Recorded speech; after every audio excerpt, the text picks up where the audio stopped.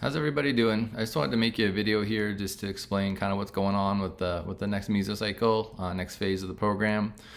So basically, if you're a new athlete to the programs and you haven't done any of the strength conditioning yet, what I recommend is doing the sprinting and plyometric or jump training from mesocycle 1.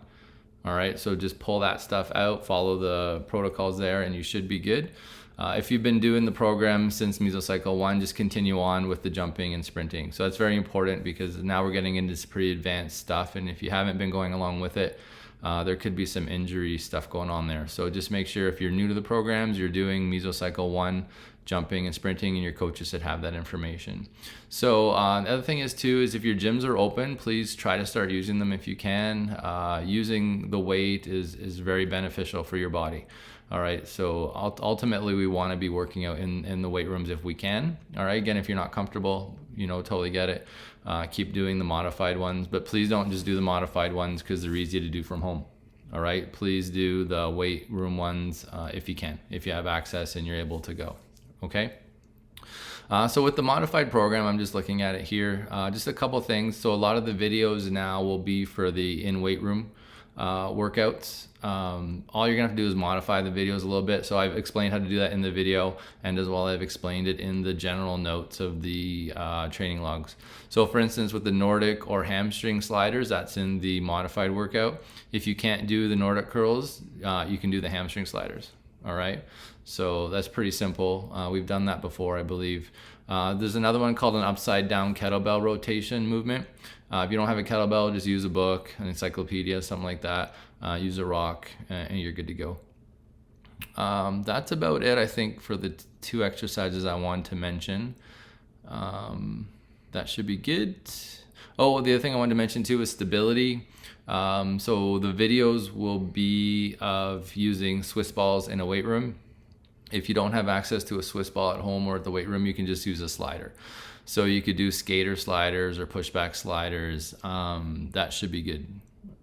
Cross reach Romanian deadlifts should be easy to do at home or in the gym. And then the plank reaction drills should be easy for both as well. So you can just use a slider in those circumstances. Okay, other than that, it should be pretty straightforward. Now I'm gonna look at the in-gym one. So that's one I wanted to talk about a little bit here. Okay, so now we're getting back in the gym. We're getting into hang cleans and sumo deadlifts and front squats. So with all these exercises, please start at a very light weight. Work your way up. So about 3 weeks ago, I started back in the gym. I was doing like 1 red on each side. My max when COVID came was about 3 reds on each side. So I'm back up to about 2 reds and a green. That took about 2 weeks and a bit. And I was just kind of doing it once, maybe twice a week. So it's going to be a slow process, but it's going to come back for you. So just start really slow as you're doing these lifts. That will just mitigate any kind of injuries and that kind of stuff as we go forward, or reduce the risk for sure. Same with the cleans, right? So if you were cleaning like 2 blues or whatever, just start with reds for the first week and just get a feel for it. Please don't jump right back into what you were doing. So that's a really important thing. With the front squats, if some of you don't have the mobility to get your elbows up, you can always just put kettlebells on your hands, do it that way, or you can do it in a goblet position like that. So you should be good to go doing that, making that modification. So again, if you can't get the elbows up with the shoulder mobility, just use a goblet, or you can take 2 kettlebells and hold them here and do the front squats. Okay. There's an exercise called peekaboos. It's a pretty tough exercise.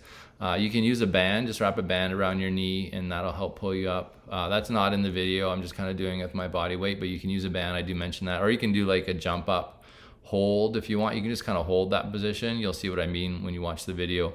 Or you can jump up and kind of slowly lower yourself down. All right, but just when you're doing that exercise, just please don't be intimidated if you can't quite do it with your body weight. Just jump up and hold, or do something different, and we'll work our way up to it. With the crossover box step, just make sure you're controlling your knee. I talk about that in the video. Push it out, and you want to push through the heel and through the glutes. So just be careful with that one a little bit. Just watch the video. You should be good to go if you watch the video. We did do that one in the season last year, so that one should be kind of familiar to some of you. I just made some red marks here on the ones I wanted to talk about. There's one called a cable step up lift. So this is the first time that we're actually going to be kind of rotating your upper body a bit on one leg. Now the issue with that a little bit is that the knee could rotate if you're not careful. So just be careful with your knee, keep your foot strong, keep your knee strong, and try to rotate through your torso. You'll see what I mean when you watch the video. Start with a really light weight and then work up from there. It's pretty challenging.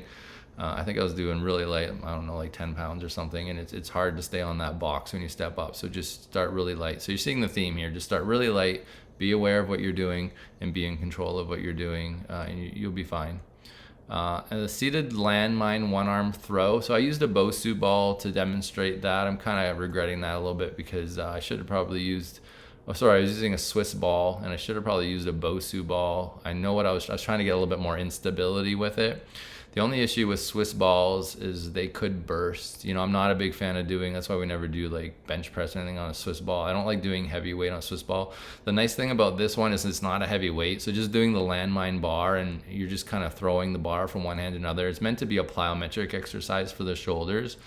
Might be better to do on the Bosu ball, as I reflected on it a little bit. Just check the ground. If you want to use a Swiss ball, you can. Just check the ground, make sure it's smooth.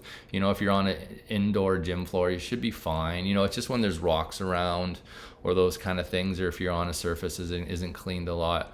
If you're totally not sure about it, just use the Bosu ball. You'll see what I mean when you do the exercise. You can just lean on a Bosu ball and do it, like sit on a Bosu ball and toss the landmine back and forth. So that's just a caution there.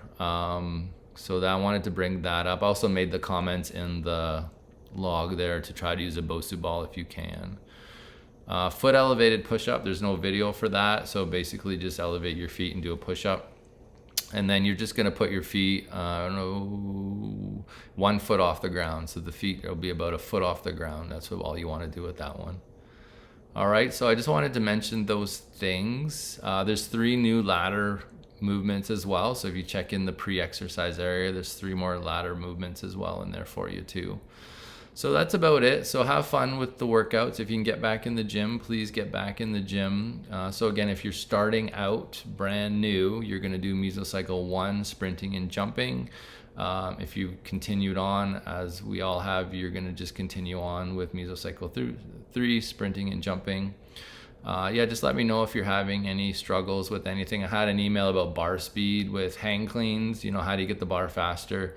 My advice with that, if anyone else is having that question, is just keep the bar really light and just try to keep moving it faster. One of the biggest things with the hang clean is people forget to shrug the shoulders. So as you're coming up, you want to shrug the shoulders and generate that bar speed. So just work on, you can just stand there if you want. You can just work on doing this with straight arms and just try to move the bar as fast as you can. You might find that difficult. If you find that difficult, that's probably your problem. And then keep the bar really close to the body. The thing with hang cleans is just go really lightweight. So I wouldn't do more than 20 pounds on the bar. And sometimes gyms will have like trainer weights. They kind of look like bicycle wheels with spokes in them. The reason for them is they just keep the bar at the functional height. You can also do those with the sumo deadlifts if you just want to practice. But those are nice because, very low opportunity to injure yourself, and you can really work on that bar speed. Just don't kind of throw the bar like I do, and kind of do that to demonstrate sometimes, so don't do that if I've done that with you. Only do that when I'm around. But other than that, just kind of practice on the bar speed as you go. It'll get better, I promise. It'll get better, and just focus on the different phases of the lift. It'll get better if you just keep focusing on it. And I put a video in there on the YouTube channel on a really good clean. So if you just watch her do it, it's good technique as well. So I think that's about it for everybody. So, get back in the gym, reach out to me if you have any questions, just keep going on. If, with the exercises, feel your body. Soreness is not positive. Okay, so just start slow. If you're getting sore with a certain exercise, just kind of reduce the amount of volume you're doing. So the number of sets. So if it's like 3 sets, I just do 1 set, right? Until your body stops getting sore. Soreness isn't necessarily a good thing. If it lasts for a day, maybe 2, that's okay. But if it's lasting like a week, that's not good. All right, so just feel your body, go at your own speed, do what you can. Doing something's better than doing nothing, right? Do a little bit every day, and your body will start to acclimatize to it. Especially, again, getting back that 1 week or second week, just go slow. I can't provide enough information on that. You know, you gotta go slow, okay? Because if you don't go slow, you're really opening yourself up for injury.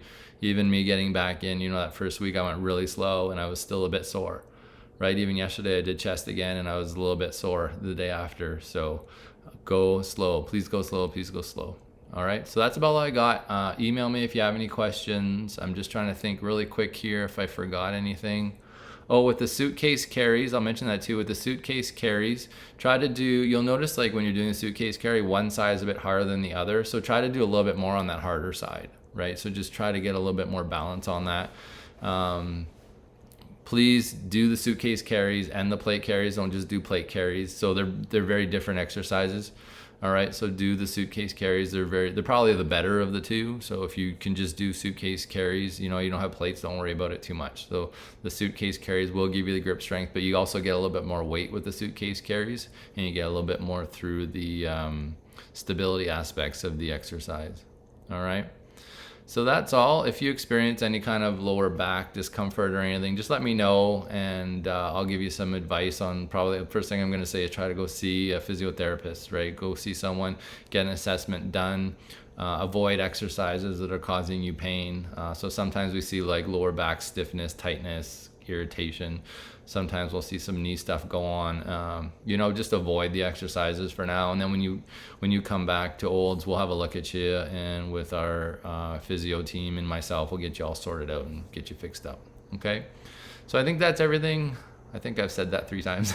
So good luck to everybody, and I'll be in touch. Take care. Bye.